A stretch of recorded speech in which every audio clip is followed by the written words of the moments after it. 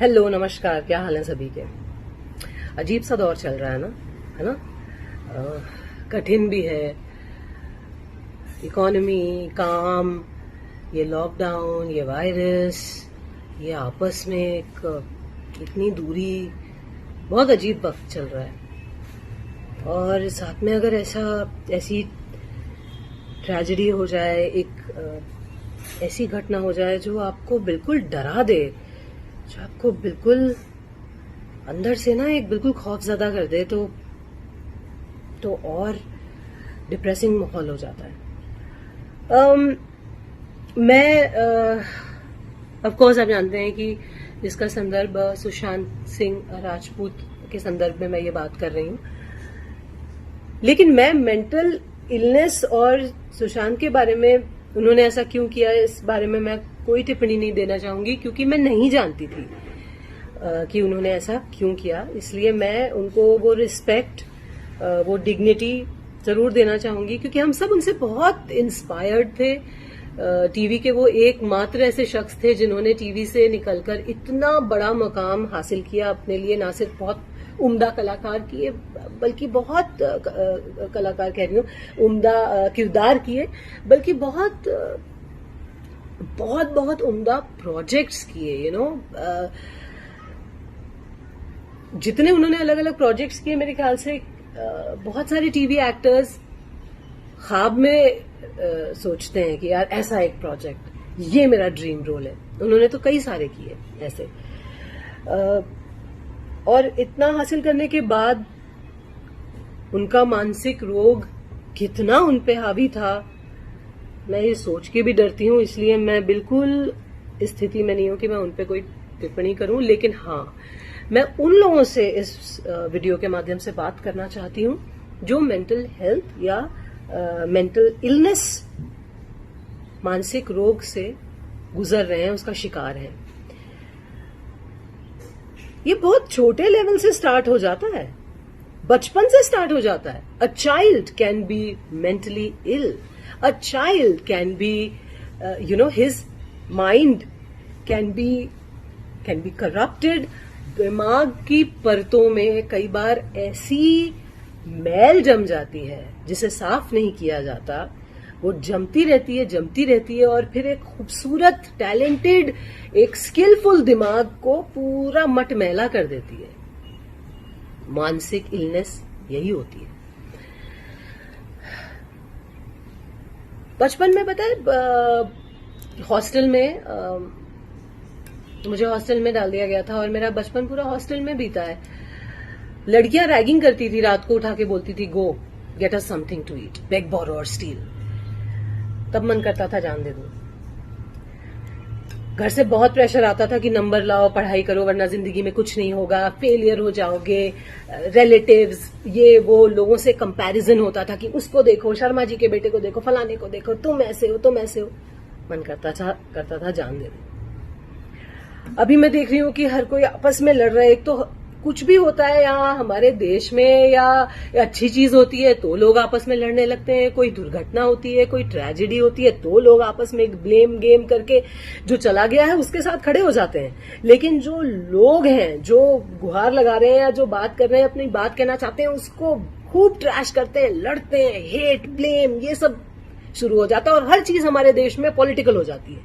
कुछ भी हो, किसी के घर में कोई खाना बने तो उसका भी श्रेय या उसका दिस थिंग पॉलिटिक्स हो जाता है। और मैं ये कहना चाहती हूं कि जब एक सेलिब्रिटी, जब एक इतना इंस्पायरिंग, इतना चार्मिंग, इतना खूबसूरत इंसान जब विवश होके, अपने मानसिक रोग से विवश होके, या जो भी रीजन हो उससे विवश होके अपने प्राण हर लेता है, तो एक अजीब सी लहर, एक संदेश जो जाता है वो बहुत घातक होता है उन लोगों के लिए जो शायद एज पे हैं, जो इतने परेशान हैं, जो बिल्कुल सुसाइड के एज पे हैं। उनके लिए ट्रिगर बन जाता है ये, क्योंकि लोगों को लगता है कि अच्छा, इतने महान इंसान ने ये किया तो हम भी कर सकते हैं। ये इस बात से मैं बहुत भयभीत हूं, क्योंकि मैं जानती हूं कि कितनी बार जीवन में मुझे ये ख्याल आया है कि नहीं यार, नहीं बस। आप बड़ी बड़ी फिल्मों की बातें कर रहे हैं कि वहां पॉलिटिक्स होती है, और आपको पता है छोटे छोटे सीरियल्स में कितनी पॉलिटिक्स होती है। जब मैंने अपने करियर की शुरुआत की थी, मैं बम्बई आई थी, मेरा सिलेक्शन हुआ था, ऑडिशंस दे के सिलेक्ट हुई थी, और मैं बिल्कुल, देखिए मैं किसी का नाम नहीं लूंगी, क्योंकि मैं सिर्फ आपको बता रही हूँ कि मेंटली कैसा इंसान को फील होता है। मैं किसी को पुट डाउन करने के लिए मैं ये वीडियो नहीं बना रही हूँ। जब मैंने अपने शुरुआती कुछ सीरियल्स में एंट्री की थी, तो ऑब्वियसली मैं लीड नहीं प्ले कर रही थी, मैं अलग अलग कैरेक्टर्स कर रही थी। और आपको पता है, एक सीरियल की हीरोइन अपने आप को रानी समझती है, और वहां एक ग्रुपिज्म होता है और एक हायरार्की, मेरे मुंह पे बोला गया है कि देयर इज अ हायरार्की। तो तरह तरह के लोग हैं दुनिया में। आप दुनिया को कितना बदलने जाएंगे और कितना लड़ेंगे और ब्लेम गेम डालेंगे। जो भी हो रहा है, जो भी हम देख रहे हैं, जितनी ट्रेजेडी, जितना भी दुख है, उससे हम सिर्फ ये सीख ले सकते हैं कि हम सबसे पहली बात एक अच्छे इंसान बने, स्ट्रांग बने, हम कोई पॉलिटिक्स ना करें।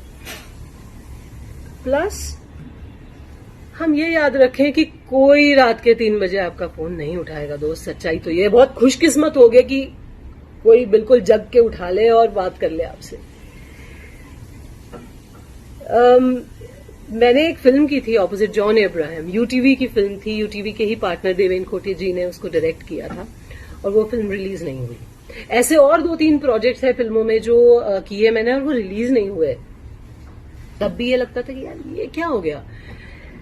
ऐसी स्थिति में जब आप इर्द गिर्द देखते हैं कि अरे इसने इतना काम कर लिया, उसने ये कर लिया, तो आपको अपने में ही दोष दिखाई देता है, और फिर ये लगता है कि यार this is not working, that is not working. लेकिन मैं ये कहना चाह रही हूं कि ये एक जीवन जो है ना, बस ये एक जीवन, यही सबसे बहुमूल्य है। लोगों की पॉलिटिक्स, काम मिलना ना मिलना, आपका आज सक्सेसफुल होना, कल लोगों का ये पूछना कि भाई हम नहीं जानते आपको, वो आपकी पहचान नहीं है। आप अगर पढ़ाई में कमजोर हैं, आप उससे बुरे इंसान नहीं हो जाते। आपकी पहचान आपके नंबरों से, या आपके नंबर ऑफ मतलब एग्जाम में कितने नंबर मिल रहे हैं, या आपके सोशल मीडिया पे कितने नंबर हैं, फॉलोअर्स हैं, या आपकी फिल्मों ने कितने नंबर कमाए, या आपके टेलीविजन की टीआरपी में कितने नंबर आए, उससे आपकी वर्थ नहीं है। आपकी वर्थ उस जीवन से है जो आप क्रिएट करते हैं अपने मन की खुशी से, अपनी मुस्कुराहटों से, अपनी संतुष्टि से। So all I'm trying to tell everyone here is that please love yourself, क्योंकि कोई मसीहा किसी को बचाने नहीं आता। आपको सब अपना हीरो खुद बनना पड़ता है। B the hero of your life, of your story. जो चला गया हम उसके साथ खड़े हो जाते हैं, उसके लिए खड़े हो जाते हैं, लेकिन जब कोई जीवित रह के गुहार लगाता है, बात करता है, उसकी हम नहीं सुनते।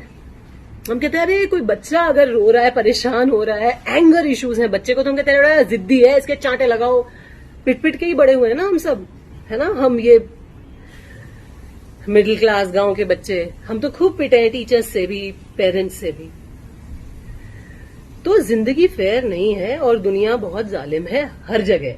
मैं ये नहीं कह रही हूं चेंज होनी नहीं चाहिए, ऑफकोर्स चेंज होनी चाहिए, ऑफकोर्स काइंडनेस होनी चाहिए, प्यार होना चाहिए, इक्वालिटी होनी चाहिए, ऑफकोर्स डिवीजन नहीं होना चाहिए, मेरिट पे मिलनी चाहिए चीजें। ये इसलिए नहीं क्योंकि आप किसी के बेटे हो या किसी के कुछ हो, लेकिन हर जगह ये है। मंदिर में भी आपको कनेक्शन लगाना पड़ता है, तब वीआईपी दर्शन होते हैं, वरना 12-12, 24-24 घंटे लाइन में लगे रहना पड़ता है ना। स्कूल के एडमिशन के लिए डोनेशन से लेकर, अप्रोच से लेकर, कांटेक्ट लगाओ तब अच्छे स्कूल में एडमिशन होता है ना। ये सही नहीं है, लेकिन ये होता है। इन चीजों से, पॉलिटिक्स से, या कुछ लोगों ने, आपको पता है कितनी गंदी बातें मैं और मेरे जैसी बहुत लड़कियां ट्विटर पे देखती हैं, पढ़ती हैं अपने बारे में। आज सुबह मैंने पढ़ा, किसी ने ट्वीट किया था कि अरे तुम मर जाओ, नो वन केयर्स, ये लिखा था किसी ने, और मैंने बस उस इंसान को ब्लॉक कर दिया, क्योंकि आपके हाथ में है, आपके ही हाथ में, कोई नहीं आएगा बचाने। कोई जो लोग कहते हैं ना कि अरे आई विल बी देयर, सब बिजी हो जाते हैं अपनी जिंदगी में, किसी को ये ख्याल नहीं आता कि अरे मैंने नहीं उठाया फोन या मैंने बात नहीं की तो ये इंसान शायद कुछ गलत ना कर ले।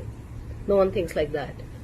B the hero of your life, be strong, love yourself. अपने से ऊपर किसी को समझना नहीं, अपने ऊपर हावी मत करना किसी को, लेकिन छोटे बड़ों के आगे प्रेम और स्नेह समेत झुकना जरूर, है ना, लेकिन घुटने मत टेकना। Never give up, never, because ये दुनिया वर्थ इट नहीं है कि आप अपनी जान दे दें। तो प्लीज कोई भी लोग अगर स्ट्रगल कर रहे हैं, जूझ रहे हैं, मैं इतना ही बोलूंगी कि मैंने ये सारी फीलिंग्स महसूस की है और मैं उसमें से उबर के आई हूं। कई बार अभी भी स्ट्रगल करती हूं, जब तकलीफ होती है, दुख होता है, लेकिन उबर के आने की कोशिश करती हूं। उबर के आइए, क्योंकि कोई और बचाने नहीं आएगा। Fight, fight, never give up. और एक चीज और मैं ये कहूंगी कि सुसाइड ना, लोग कहते हैं कि ये मत कहिए कि सुसाइड कमिट किया, क्योंकि कमिट करना क्राइम होता है। मैं ये पूछना चाहती हूँ कि क्या ये क्राइम नहीं है जो आपने अपने साथ किया? अपने किसी रोग में घिरकर आप उस रोग को मारिए, खुद को नहीं। उस रोग को मारने की कोशिश कीजिए, हेल्प लीजिए, प्रोफेशनल हेल्प लीजिए, मगर इतने सुंदर व्यक्तित्व को खत्म कर देना तो एक क्राइम ही हुआ ना। प्लस जो रोते हुए बूढ़े माँ बाप रह गए पीछे, उनको इतना रुलाना क्राइम ही तो हुआ। या जो भाई बहन, जब कभी उनका जीवन नॉर्मल नहीं होगा, वो रोज एक डर से उठेंगे कि यार हम में कोई कमी, वो अपने से पूछेंगे कि हम में कमी थी, जो हमारा प्रियजन, वो क्राइम नहीं है क्या? जो एक संदेश आप अपनी हत्या करके दूसरों के दिलों में छोड़ जाते हो, जहां लोग बस अटकलें लगाते रह जाते हैं, क्या ये सही है? सही नहीं है ना। मत करना ऐसे, मत करना। You are not alone, everyone is fighting mental illness. किसी के दिमाग की परतों में मैल ज्यादा होता है, किसी में कम। बस यही वेरिएंट है कि भाई इंटेंसिटी का फर्क है। Fight, just fight. और बस मैं ये कहना चाहूंगी कि जो लोग इस चीज के साथ अपना उल्लू सीधा कर रहे हैं, वो हैव अ हार्ट, मत करो। आपको ये वीडियो कैसा लगा आप हमें कमेंट करके ज़रूर बताइए, और अगर आप नए हैं हमारे चैनल पे तो इसे सब्सक्राइब करना ना भूलें।